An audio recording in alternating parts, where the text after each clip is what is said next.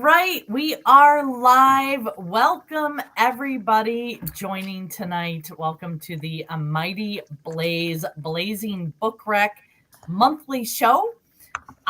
We are all here with some great September reads. And for those of you who might just be joining us for the first time, A Mighty Blaze is a group of volunteers that came together during COVID to connect readers with authors after all the book tours were canceled.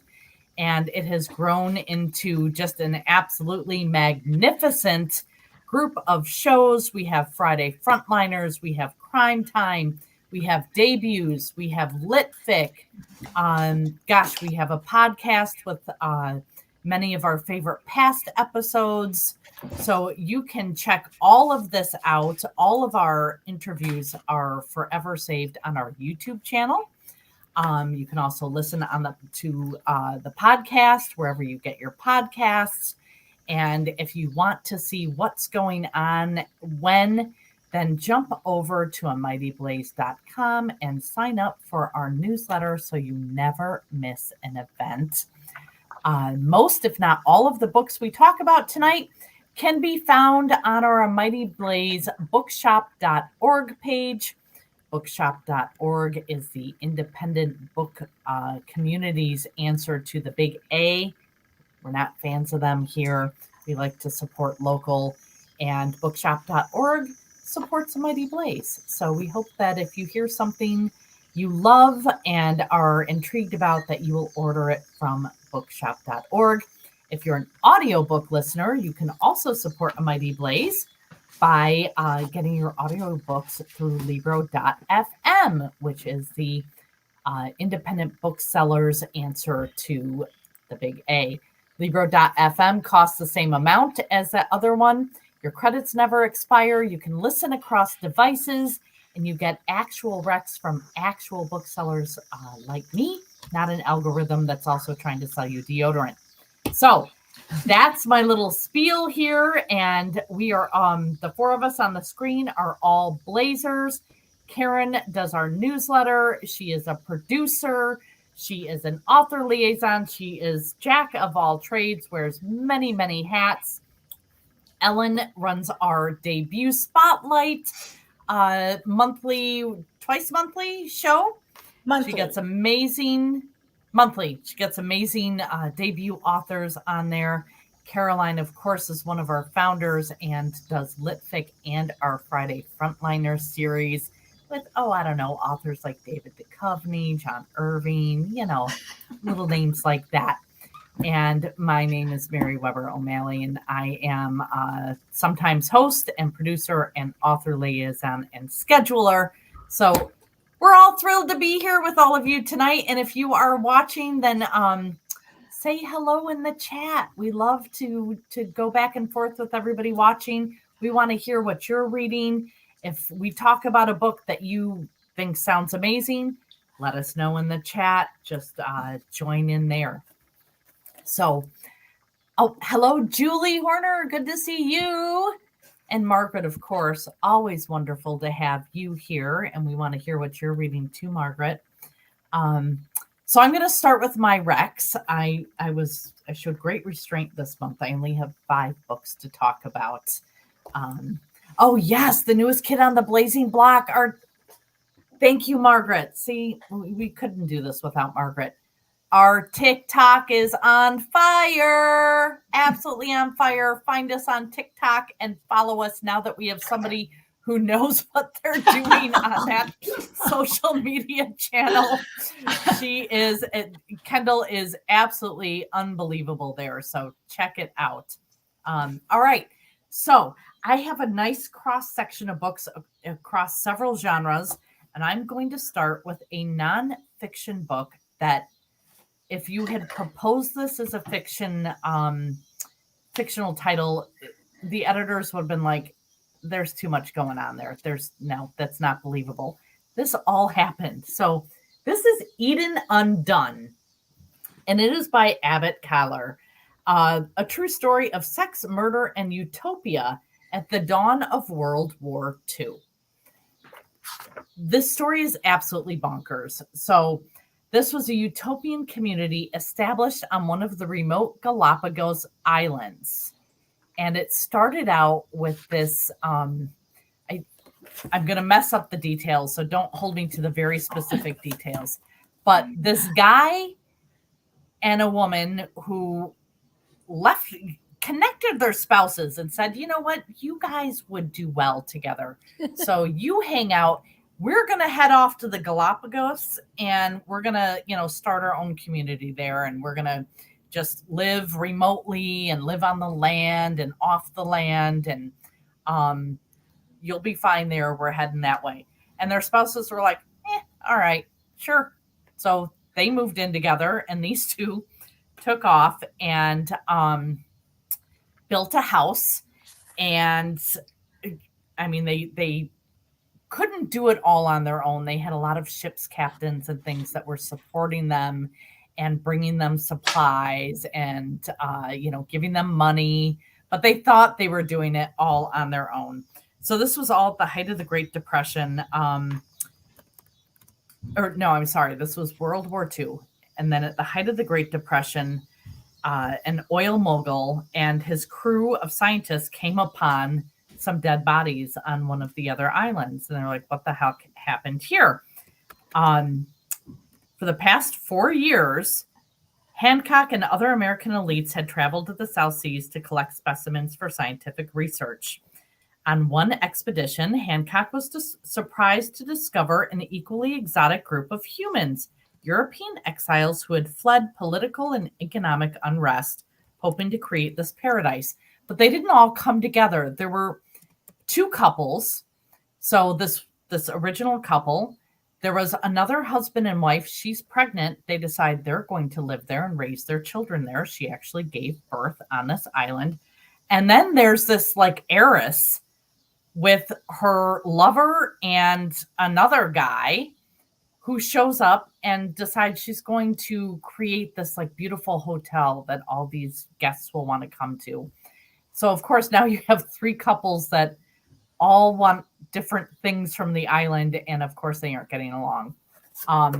Truly, it reads like fiction. It's bonkers crazy. And the granddaughter of one of the original couples actually still lives on the Galapagos and runs a museum of this whole crazy history. So Eden Undone by Abbott Collar. It is absolutely, yes, yes, I said Gilligan's Island meets Naked and Afraid. That's what I called her, Margaret. It's exactly like that. Crazy, crazy story. So if you like some historical fiction thrown in with some biology, nature, all of that, there was a book I read years ago called Why Fish Don't Exist by Lulu Miller. That was the same kind of, it's a little bit autobiography, a little bit memoir, a little bit mystery, a little bit science, and throw in some murder stuff. And that's kind of how this one is too. All right. So I'm going to go from that to one of the cringiest books I've read in a really long time. Getting into spooky season. This is Rejection by Toni Tula. I pronounce it properly in my head. Tula Temute. Tula Temute. It's a tough name. There you go. That's a hard one. Do you know it, Caroline? No, I don't know how to pronounce it, but I know the book. Okay. So it's been called Sharply Observant and Outrageously Funny. It's a provocative plunge into the touchiest problems of modern life. It's 7 connected stories of rejection. People who are chronically rejected. It just, it made me think of people I knew in school that just, I'm pretty sure I dated a guy that is a lot like one of these guys in here.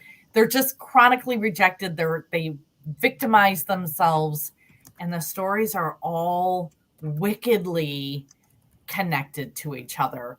But it is cringy. I was uncomfortable reading it at times, and I love a book that makes me feel that strongly, even when it's a feeling of discomfort. So, Rejection, great book. Historical fiction. This author, this is her third book. Every one of her books. Oh, how do you promote a book and not know the pronunciation of the author's name? Please do better. Well, Leslie, like I said, as an avid reader, I pronounce things properly in my head, and that doesn't always translate to pronouncing them properly out loud. I do that with a number of words, and sometimes the author's names are the same. So this next book is by Caroline Woods. It's The Mesmerist. And Caroline, so her first book was Fraulein M. Her second book was The Lunar Housewife. Caroline does an incredible job of giving you historical fiction, but always with a very unique side story along with it. The way she does it and the way she interweaves those side stories, those unique stories into the historic fiction makes them so memorable. So this is a book that takes place in Minneapolis, 1894. And the storylines are you have a home for unwed mothers. You have the huge rise of hypnotism. Before hypnotism, it was mesmerism. And during the national financial crisis, spiritualism of every stripe was really, people were looking to that for answers. So she combines those stories with the story of one of the first American serial killers. And so these are all things that were taking place then. And the way Caroline brings them all together is just absolutely wonderful and magical. So if you're a historic fiction fan, then The Mesmerist and Caroline's other books as well, highly recommend her. My next book is also a little historical, and it's another author that puts unique twists on it. This is The Wilds by Louis Bayard.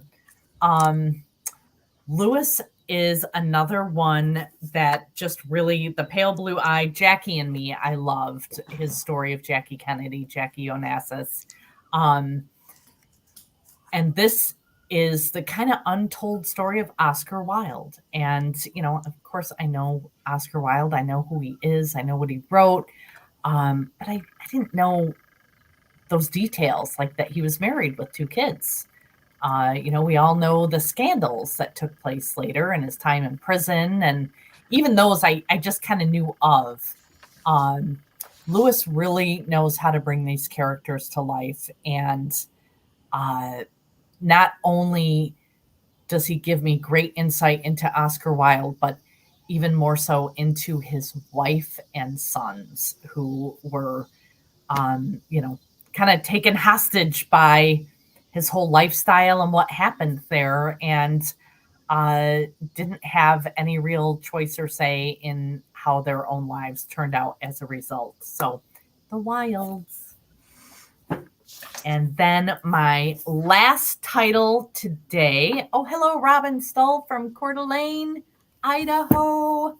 Love Idaho. This last book is Blue Sisters by Coco Mellors. I could not put this book down, and yet I didn't want to race through it. You can see I dog-eared many a page in here because she just wrote so many things that really stuck out for me. This is about 3 sisters who are brought together a year after their other sister died of a tragic overdose. And the 3 sisters are estranged. When I started reading this story, I thought, you know, I've read this before. You've got siblings, they're estranged. Somebody dies, they come back together. But what Coco does with her, what she does with her characters and the unique characters. And it's funny because my husband picked this up and looked at the back of it and he's like, too unbelievable. You've got a recovering heroin addict turned straight-laced lawyer who lives with her wife in London. And then he's where it lost my husband, and yet I love this character so much. Bonnie, a former boxer who works as a bouncer in LA. And then Lucky, the youngest, who models in Paris while trying to outrun the consequences of her hard partying ways. Wow, Coco knows how to develop characters into. I just felt like I really knew each of these women personally. And I wanted to see how they were going to come together and how things were going to turn out. And I couldn't have been happier with the resolution to the book. I love authors who can write flawed characters, and it's not a tightly buttoned up ending where everything's roses and sunshine. These characters are human, and the story is so real. And I adored this book. And Robin, and hello, Renee from Southeast Florida. And Robin, these books are all in our bookshop.org stall. But while the next person goes, I will put my titles into the chat so you've got them there as well. So hope you heard something that you like here, and I'll turn it over to whoever wants to go next. I will. Okay, so my first book is from a YA author who's doing her very first adult novel, A.S. King. A.S. King is phenomenal. A lot of people who read adult novels do read YA because they really get deep into issues and stuff like that. The thing about A.S. King is she's noted for one of the best YA writers writing today, says the New York Times. She writes books that have been called breathtaking, bizarre, compelling, nuts, and deeply human. So you love it already. Okay, so Pick the Lock is incredible. It's about a young woman, and her mother is touring the world to raise money to support the family. But when the mother comes home, the father is really kind of toxic and traumatized, and he has built a whole system of tubes throughout the house, and the mother has to stay in these tubes while she's home. So one day this young woman finds files in the tube, and they are recorded movies of her life that she didn't even know about and she hasn't remembered. So a lot of it is about memory and how you overcome toxicity. And the interesting thing is the way it's written, because some of the stuff is written like a screenplay, some is narrative, and all of it is absolutely gorgeous. It's just, it's a wonderful, wonderful book. And A.S. King is also a wonderful person who has done a lot of great things for young people. So that's it. Okay, second one. So, the songs, about strumming my life with his fingers or her fingers. This book did it for me. Betsy Lerner. Okay, Betsy Lerner is like a wonderful, wonderful writer. She's an agent. She's an editor. The Shred Sisters is about two sisters, one of whom has a mental illness. And the book is really about, she's tracking them, how the treatment of mental illness changes from the girls' childhoods to their adulthood. She tracks how having a problem with the mind impacts both sisters, those who love them and those who they love. My highest compliment for any book is that this book broke me in the best way possible. Shred Sisters. It's just totally amazing, and you want to read it. Okay, the next book. This is actually going to be my guest tomorrow on Friday Frontliners, Jane Ann Phillips' Night Watch. This book is, again, I know I throw these adjectives around, but it's so immersive. It's set right after the Civil War, and it involves this character called Papa, who is not the real father, and he's taking a woman, Eliza, and her daughter to an insane asylum to commit them. In order to get better treatment there, the mother has to pretend that she's very wealthy and she's very traumatized, and the daughter has to pretend to be her maid. While they're in this insane asylum, they meet another character whose name happens to be Night Watch, who has a mysterious connection to them that will unfold as the book unfolds. It's Jane Ann Phillips, so It won the Pulitzer Prize. So, of course, the language is absolutely extraordinary. Of course, the characters are so meaningful. Of course, the story is profound. It's about war and the stories we tell and our identities. And mostly it's about how do you endure the unendurable. It's a really interesting book. And I just absolutely loved it. Okay, so the last book I have, I couldn't find it, but I mean, I couldn't find the cover and my copy of it, but it's called Divorce Towers by Ellen Meister. And usually the books I read are dark and gritty, and they kind of make you, you don't go to your happy place after reading them. They make you think and feel like Mary. Any book that makes me feel I love. Oh, you have the cover. Oh, thank you so much, Ellen. Divorce Towers it's funny, it's sharp, it's smart. It's about an apartment complex that actually is as complex as all the relationships and the romances that are going on. And it's about a matchmaker who becomes the concierge of Divorce Towers. And it's just a whole lot of fun, and it'll make you feel good. And it's kind of like a palate cleanser after you read all the other books I suggested, which are wonderfully dark. And that's my list. Shall I go next? Yeah. Okay. Hi. So I have read a bunch of debuts, of course, but I've also got some other books to recommend as well. The first book I'm going to recommend is Jane Campbell's Interpretations of Love. And it's got an interesting cover. She says she doesn't know why it has this cover, and apparently the UK version has a very different cover. But this is a book by Jane Campbell, who wrote a very well-acclaimed short story collection called Cat Brushing, which came out when she was 80. When she got that deal, somehow her agent got her a 2-book deal to write this novel. And she's one of those people who says, oh, writing, it's easy. And so she wrote this book, Interpretations of Love, and it is set in England in the years right after the war. And you have an elderly academic uncle who was given a letter from his niece on her deathbed with the instructions to hand it to this man he knows. And for various reasons, he doesn't do it. He reads the letter, which he wasn't asked to do, but he doesn't do it. Well, because his niece has passed away, as has her husband in a car accident, which we find out about very early, this uncle is very influential.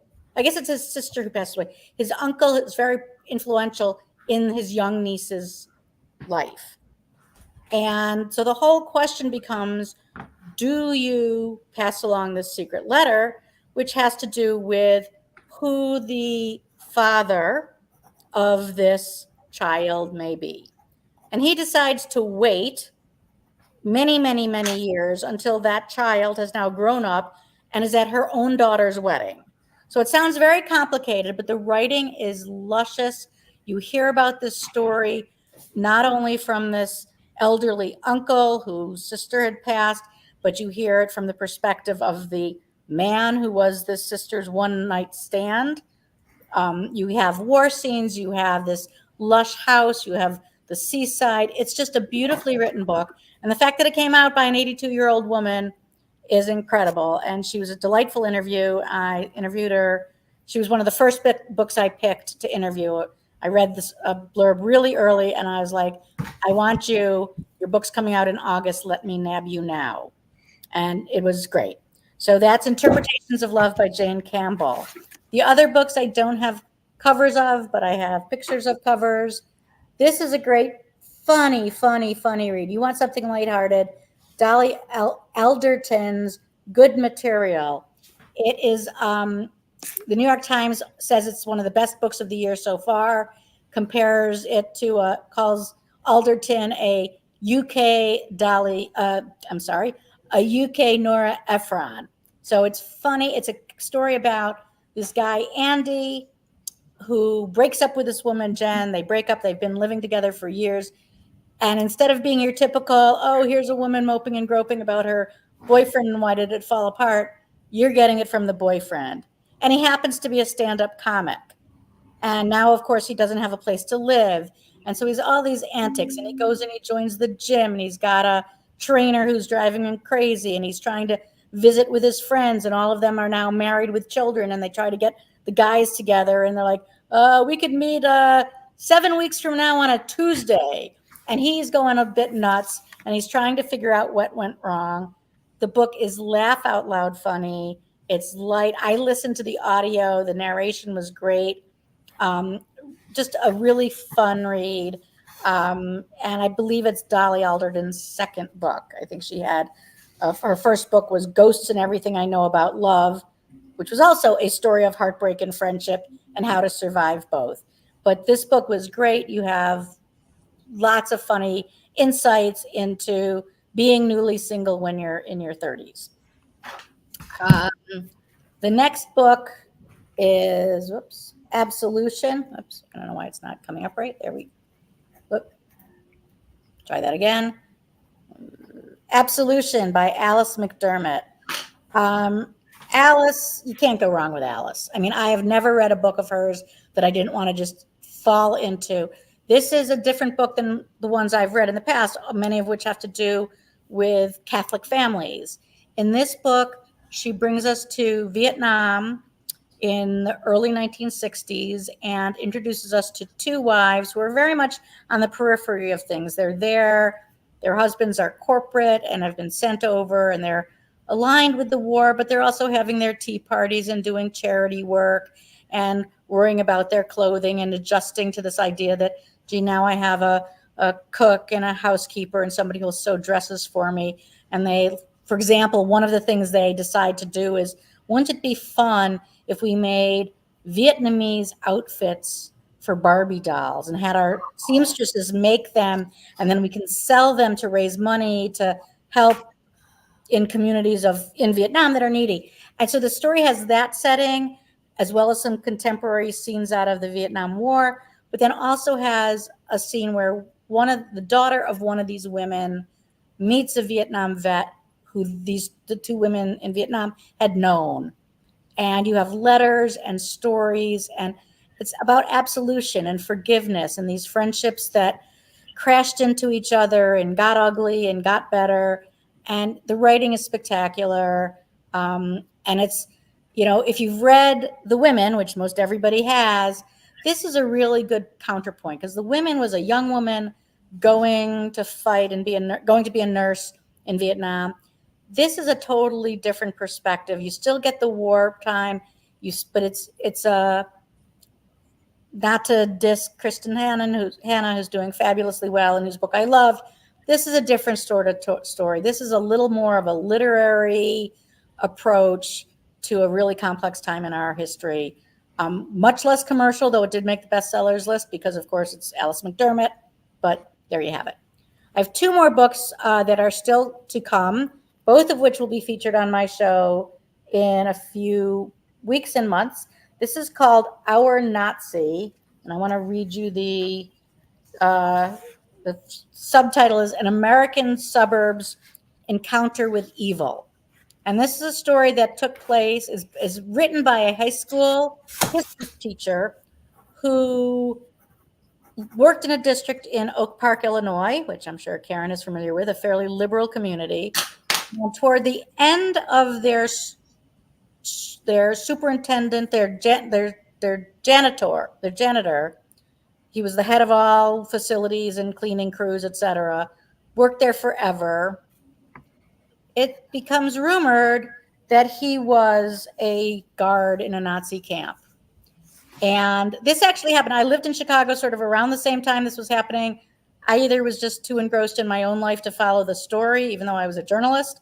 But basically, this is a guy who has concealed for years his Nazi background. And then the facts start coming out and he's denying it. And it's around the time the Nazis were going to march in Skokie. And there was all sorts of tension about Nazism in America. And you get inside the investigation. This guy did tremendous research, and every other sentence has a footnote, but it doesn't feel like a dense history story. you're standing there along the way trying to figure out what's going to happen to this man.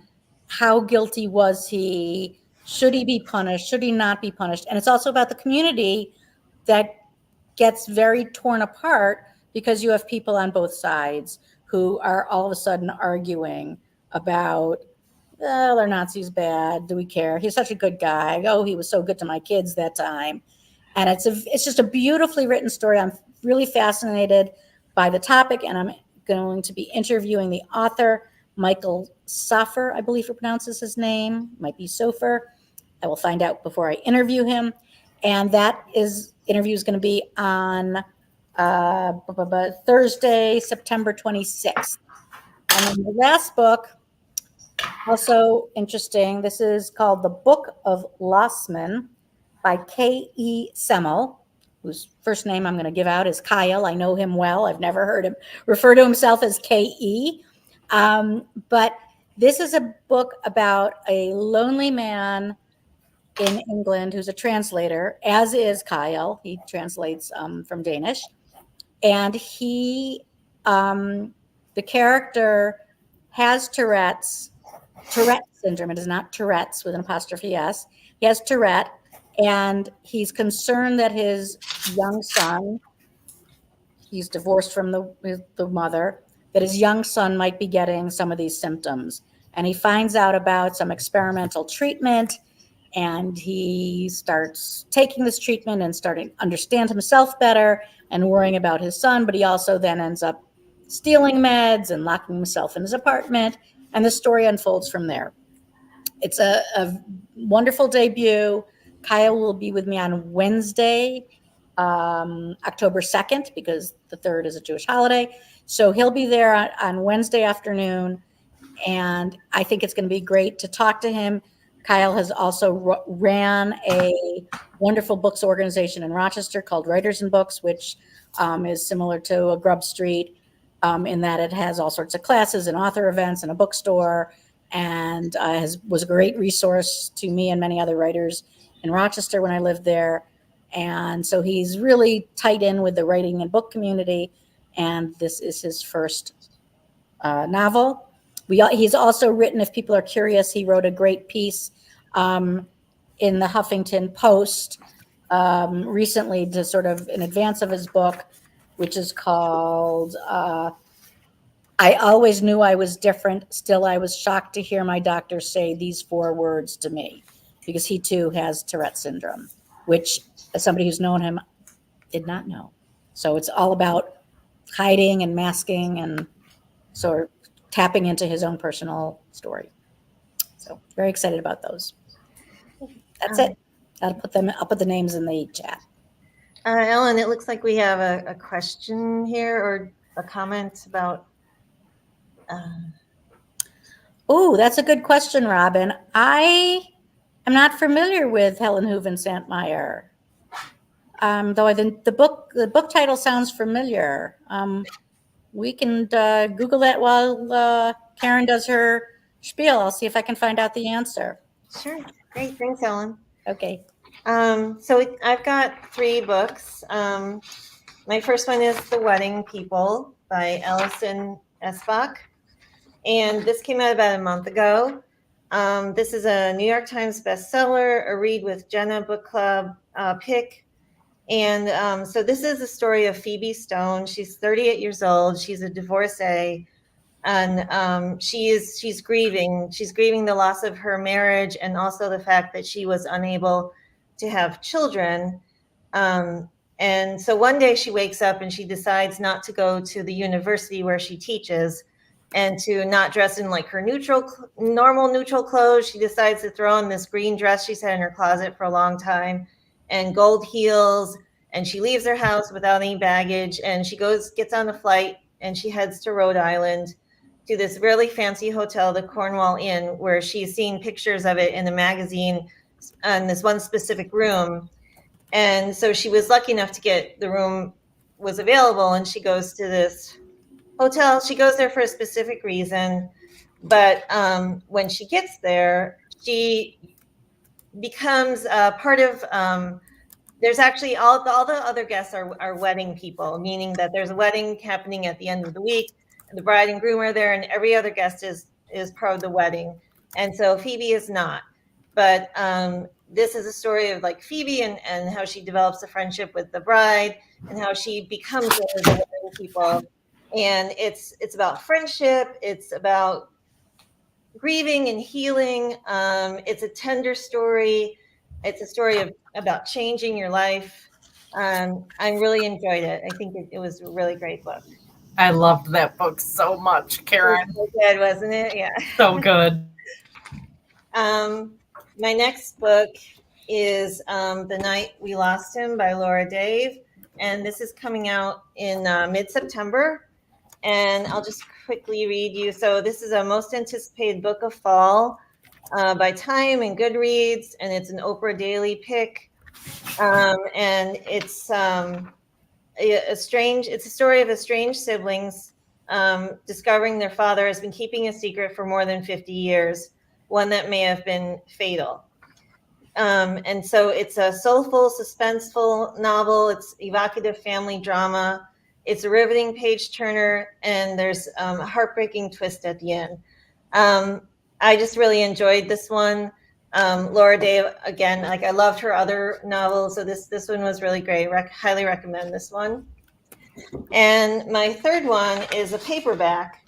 It's called Death Valley by Melissa Broder. And this one is just a really unusual but awesome book. I just love this one. It's so well written. And it's about a woman, like she's a writer, and she's dealing with her father who's in the ICU, and she's dealing with her husband who has a mysterious illness. And she decides to take some time and go to a hotel in the desert. And it's empty there, but it's empty inside of her too. And she's dealing with all this stuff, and she tells herself she's going so she can write about the desert section of her novel. But really she's going there to try to heal and to try to find herself again. And so again, this is another story about change, a story about emptiness, a story about turning grief into peace. And I thought it was just a treasure. And I really, really like this one. So those are my picks. Oh my gosh, I can't believe I've added to my own TBR. I know. I know. There's a lot of great books. So many. Margaret would like to know if any of us have read a book that got us hopeful about election season. I've tended to stay away from books about the election season or the candidates right now. I'm just sort of hoping. Yeah, I haven't read any yet either. I have been trying to use books. Oh, Democracy in Retrograde was actually very hopeful. All right. Well, thank you, Margaret, for that title. Another suggestion. Great. Yes, we can use more suggestions of hopeful titles to read during this election season. I've been using books to kind of counter the election energy and balance that out within myself. Hillbilly Elegy had a little spurt there in purchases, but I think it fell off the list very quickly again. Good. Yeah. Good. It was panned when it came out. So, yeah. And if you're reading something that you're super excited about, you can put that in the chat. Love to hear what everybody else is reading or what they've read recently that they're excited about.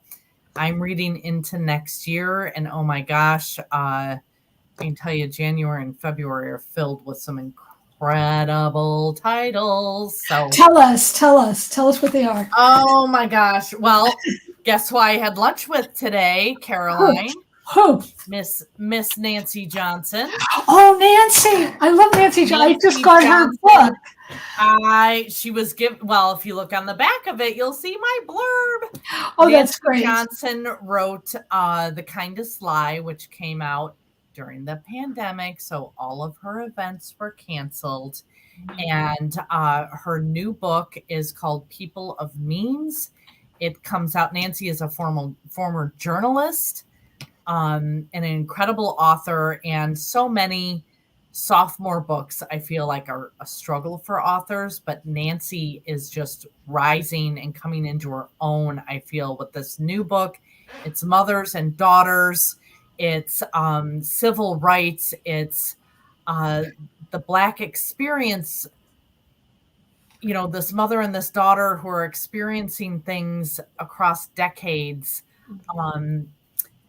And just the way she brings everything together is so well done. I say her gift is teaching me through storytelling. There's nothing like, here's a lesson for you. But I learn as I read her books. She's just really talented that way. Oh my gosh. All right, I'm going to do this and I got to go put my chickens away because it's dark. I just finished Memorial Days by Gerald. Oh, yeah. That's supposed to be great. All right, I'm writing it down. Memoir. It comes out in February.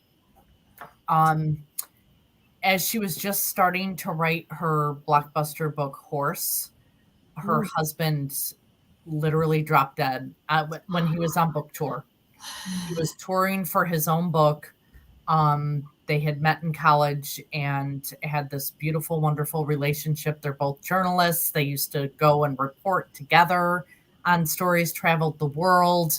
She's from Australia. They settled in Martha's Vineyard, and he's literally in the middle of his tour and died of a heart attack. And it's dual timelines of the days right after his death and trying to get through those. And then 3 years later, when she finally gives herself the space to mourn the way she needs to. So, yep, there you go, Margaret. There you go. So I'm going to peace out. I hope you guys heard some titles here. I know I heard titles that make me want to read them. So I hope the rest of you did. And thanks for joining everyone. I have a couple more coming if people are still hanging on. One book I haven't, will not be on my show, but I think is going to be great. It's Cabin by Patrick Hutchison. It's called Off the Grid Adventures with a Clueless Craftsman. And it's about a guy. It's coming out in December, early December. And it's probably going to be a good book for holiday shoppers. It's about a guy who decides, sort of on a whim, to buy a small piece of property in the middle of nowhere, I believe in California, but up in the woods without anything, with no real knowledge of how to build a house or repair a house or live in an old house. And he decides to do it. And this was, I think there was originally an article, it was either an Esquire or Outside Magazine, and this is an expansion of that story. And I read a bunch of it. I liked it a lot. Two other books that I've just booked my first author for 2025. I'm so excited. I've got Bina Kamlani, who was Saul Bellows' book editor for many years, but she's now written her own book, first novel called The English Problem, which is just this gorgeous book about a young man from India who goes to the UK, sort of at the time right before independence, and he's there advocating, and it's all about his experiences there, what happens there, and why he has to come back suddenly. And the writing is spectacular, as you might expect from somebody who Saul Bellow trusted with his words. And I think there are a couple other big ones. Homeseeking by Carissa Chen. I don't know if anyone's heard of that. Is a story about a dual timeline story about a teenagers and young children in Shanghai while the Chinese are occupying, and then later meeting up in California some 60 years later, and you sort of working backwards. One story is leading toward into the present, and one story you're hearing, well, how did you get there? And it was a teenage whether they dated, were romantic, I'm not quite sure yet, but their life 60 years later and what happens when they reconnect. I think that one may actually break quite big. Great. And I just have one more, which is, it's not in 2025, but it's coming at the end of the year, which is, I'm looking for that cover. Tell Me Everything. Reading that now. Oh, it's great, right? Yeah. She's coming on Friday Frontliners, which is great. This is about, the power of stories and how we create ourselves. It's got Lucy Barton in it. It's got Burgess, one of the Burgess brothers is in this. It mentions Olive Kittredge. It's Elizabeth Strout. That's all I have to say. It's just a wonderful, wonderful book, and she's amazing. And wait, one more. It's on my Kindle now. I've been reading it and loving it. Wiki Wang, Rental House. She wrote Chemistry Lesson, not Lessons in Chemistry. This is another book called Chemistry. It's about an Asian family and what happens when the in-laws come to visit. It's just funny and smart and wonderful, wonderful writer. And this is coming out, let me see, December. Okay, so it's still 2024. And that's it. That's what I got. We got Margaret as asking. Margaret hasn't read Stout, but she has one on Libro. Do you think it'll be a me book? I don't know. It depends, Margaret, if you like Elizabeth Strout. I mean, if you love her, you're going to love this book. But I think it's really not necessarily the first one to start with, though. No, because you sort of have to know these characters before you read this. You might want to read the Lucy books first. The Lucy books first, and you might even want to read Amy and Isabel first, which I read way back when. I just found another one, Abide by Me. Abide by Me. Yeah, I have that one. I just found it on my bookshelf. It's like, I have one I haven't read yet. Isn't that the best when you find these books that you haven't read? And you've got read Lucy Barton. You'll love it. I mean, it's not that you can't read it. It's just that part of the pleasure of it is it's like old friends coming together. Only they won't be old friends for you yet. And Elizabeth is pretty interesting. In fact, the Lucy books, Lucy's in this new one, the Lucy books, My Name is Lucy Barton, and then I forget the middle one, and then Lucy by the Sea, another one in between whose name I can't think of. You don't have to necessarily read them in sequence. Right. She wrote, I led a book group where they were reading Lucy by the Sea, and some of the people had read the back books and some hadn't. And she does a masterful job in Lucy by the Sea that in about a page and a half gives you all the key plot points that you need to have remembered. But if you hadn't read, so if it's a good reminder, if you've read the earlier books, but if you haven't, you can just sort of pick up. Still pick up. And even in this new book, there's references to things that happened in the first book. And if you know the story, it's like, it's like a fond memory. And if you don't, you get just enough of it to say, that's kind of interesting. I wonder if there's more to that story. Beautiful writer. Yeah, she's a beautiful writer. She definitely is. And does great interviews with the Blaze all the time. So you can go back and watch her old interviews on the Blaze, which you can find on our YouTube channel. Just look them up. And she's always charming and gracious with her time when she comes to be interviewed. So we're big fans, and it seems that it's mutual. Does anybody have any other suggestions? Anybody listening? Any books you're loving? I'm older now. Okay, then I guess we'll wrap it up for the evening. I want to tell everybody thank you so much for being here and for making comments and for suggesting books. And Margaret says, happy fall, y'all. Happy fall to you. And we'll see you next month with more great. It may not be the first Thursday next month, so check out the newsletter.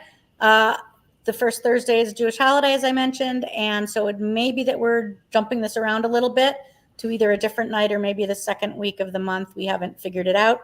So get your newsletter, go to amightyblaze.com, sign up for the newsletter, and that way you won't miss our next recommendation show or anything else that we are bringing you. I also want to tell everybody out there, please register to vote if you're not already registered. Every vote counts. Yes, it does. Yes, it does. Okay, so thank you all, and we'll see you next time. See you later, Karen and Good Ellen. night. Night. Good night, Carolyn. Good Good night.